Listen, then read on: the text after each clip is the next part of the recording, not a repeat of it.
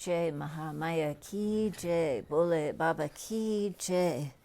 In our last discourse, we heard about the demons Sumba and Nisumba taking over the heavens. And we'll go on now to chapter 22. Vedavyasa said, O king, when the Devas were all defeated, Sumba began to govern all their kingdoms. Thus 1,000 years passed away. The Devas, on the other hand, deprived of their kingdom, were all drowned in an ocean of cares and anxieties. At last they began to feel very much and very greatly afflicted. They asked with reverence their own Guru, Brihaspati, O Guru, what are we to do now? O all-knowing, you are the great Muni. Kindly say unto us if there be any means by which we can get rid of this, our present crisis. There are thousands of Vedic mantras which yield the desired results.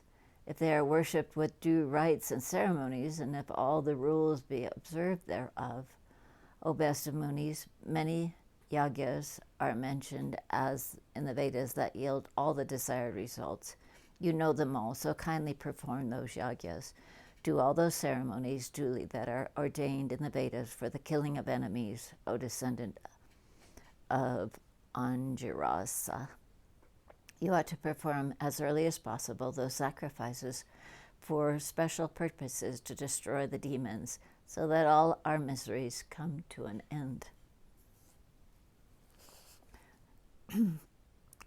The Guru Brihaspati replied, O Lord of the Devas, all the mantras mentioned in the Vedas yield the desired results, but subservient to the great destiny only. They do not give results of themselves, but do so in obedience to the law ordained by nature. You all are the presiding deities of the Vedic mantras, but now, by the strange irony of time, you are put to difficulties and troubles. What can I do now in this case? See, Indra, Agni, Varuna, and the other gods are invoked in sacrifices.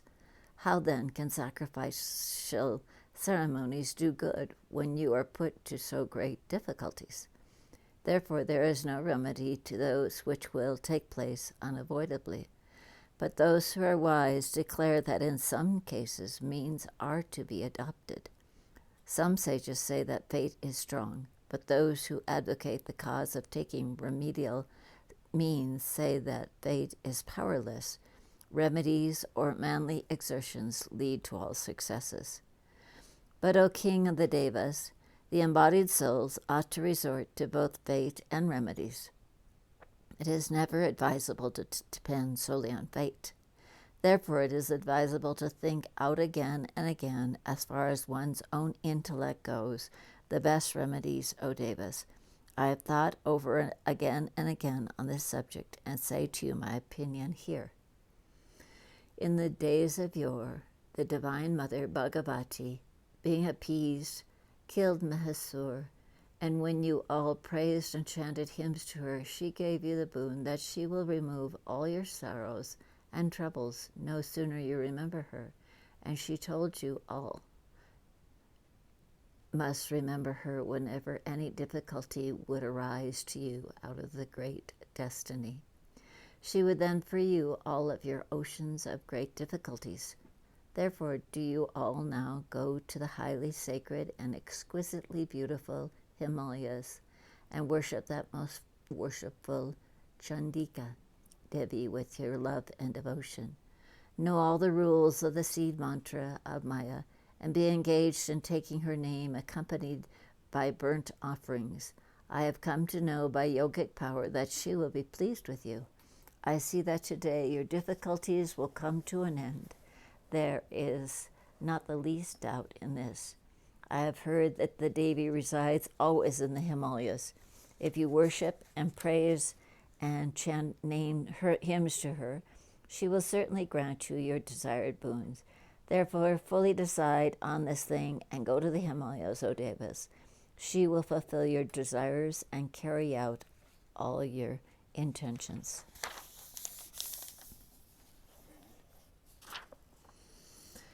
Hearing thus his words, the Devas departed the Himalayas, and they became all merged in the devotional worship of the Supreme Goddess and began to meditate constantly in her heart the seed mantra of Maya Hrima.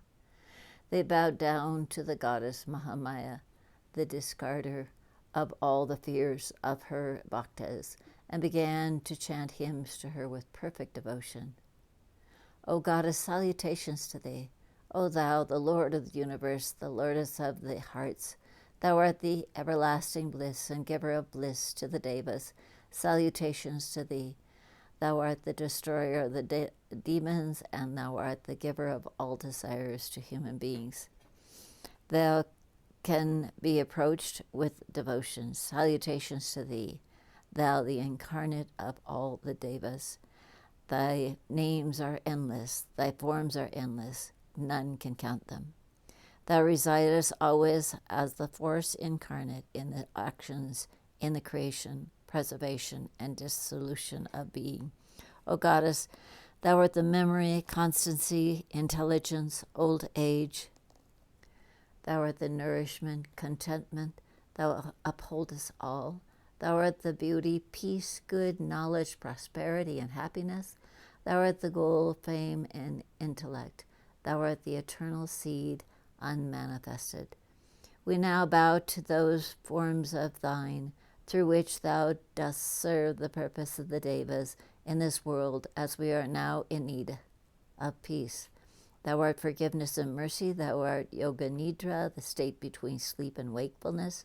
Thou art kindness, and thou residest in all the beings in so many forms, great and grand, and also celebrated, O Goddess. Thou hadst already served the cause of the gods in killing our great enemy Mahasura, puffed up with vanity. Therefore thy mercy is well known amongst the gods. What more? Thy mercy known since very ancient times, and it is narrated in the Vedas. What wonder is there that a mother nourishes gladly her sons and preserves them carefully? For thou art the mother of the Devas. Thou art the great source of help to them. Therefore dost thou fulfill all their desires with thine whole heart. O Devi, we do not know the limit to thy qualities, nor thy forms, O Goddess. Thou art worshipped by the whole universe. Thou art fully competent to save all from dangers. We are objects of thy pity. Dost thou save us from our present troubles? Thou art capable to kill enemies without shooting any arrows, without striking any blows, without hurling any tridents, axes, or other weapons. Merely by thy mere will thou canst kill. Still for sports and for the good of all beings, thou incarnatest and fightest for the sake of Dharma. The ignorant person knows such things as birth, death, etc., that this world is not eternal, that no action can be without any cause. We therefore ascertain by reasoning and influence that thou art the supreme cause of this whole universe. Brahma is the creator, Vishnu is the preserver, and Maheshwar is the destroyer. So it is related in the Puranas. Thou again hast given birth to these three gods in their respective cycle. Therefore, thou art the mother of all. There is no doubt in this, O Devi. In days of yore, those three Devas worshipped thee. Thou wert pleased and gavest them all the best powers. Being thus endowed with thy powers, they have been able to create, preserve, and destroy this universe beautifully. Art thou not foolish, though they be yatis, persons of self-controlled nature, who do not worship the universal mother, the consciousness incarnate, the giver of liberation, and whose feet are worshipped by the Devas, and worshipping whom certainly those worshippers of the sun and the worshippers of the Shiva are foolish beggars who do not meditate on thee as the embodiment of prosperity, modesty, beauty, constancy, fame, nourishment. O Mother, the Devas, Shiva, Brahma, and Vishnu and other great devotees worship thee in the world. Therefore those mortals are certainly deceived by their Creator, that do not worship thee on the surface of this earth. O Devi, Vishnu himself serves the lotus feet of Lakshmi by coloring them, her toes and other fingers of the feet, red with lak juice. Shiva is very anxious to serve the lotus feet and take the dust thereof Parvati. Lakshmi and Parvati are but thy heart manifestations. Therefore to serve them is, in other words, to serve thee. What to speak of other persons, even those who can discriminate between real and unreal, and those who have left their worldly homes and have become dispassionate towards worldly objects, even those Munis worship forgiveness and mercy that are but thy parts. Therefore, who is there in this world that does not serve thy lotus feet?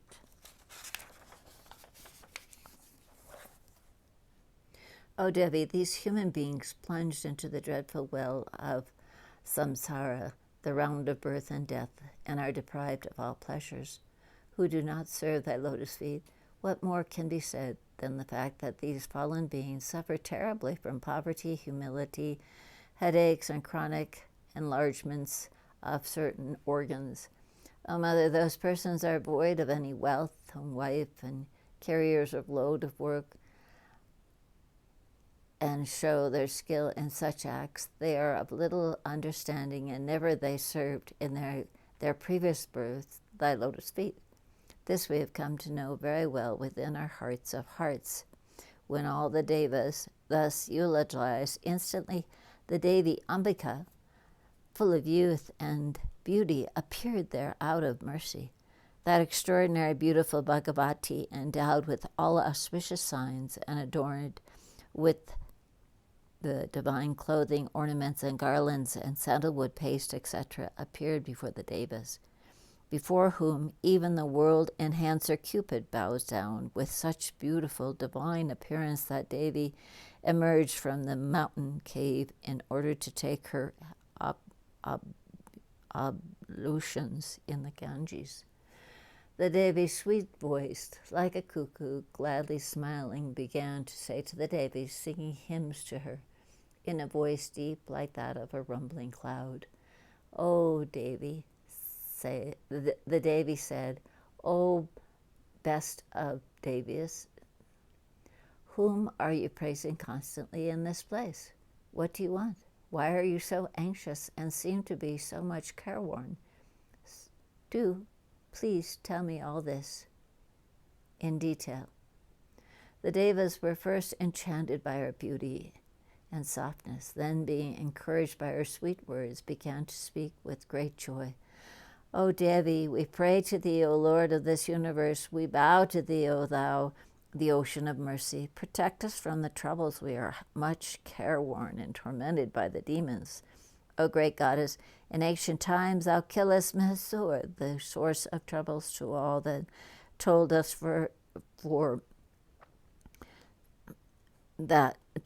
that whenever any difficulty would arise, you would come to help us, and that you would undoubtedly remove all the troubles arising from the demons, no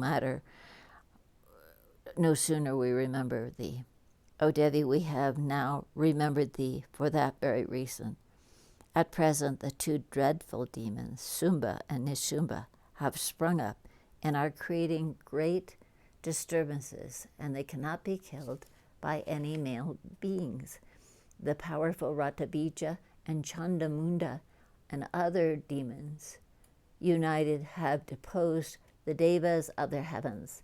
Thou alone art our goal and refuge. Without thee there is none other to save us. Therefore, O beautiful one, thou dost do this work for the Devas, who are extremely troubled and distressed. O powerful Devi, the Devas are always at the service of thy lotus feet. Still the very powerful demons are throwing them into dangers, O Mother. Thou art the preserver of the distressed. Therefore dost thou preserve the Devas devoted to thee. O Mother, the demons, being very much emboldened by their powers, are creating many havocs on the surface of the earth. Now remembering that, in the beginning of the yugas, thou dost create all this universe. Thou dost now ought to protect all this universe. Here ends the 22nd chapter of the 5th book on the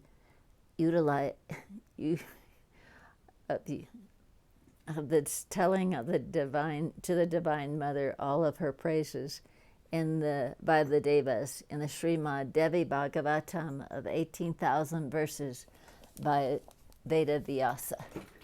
Jai Mahamaya ki jai, Vishveshvarimata ki jai, Bole Baba ki jai.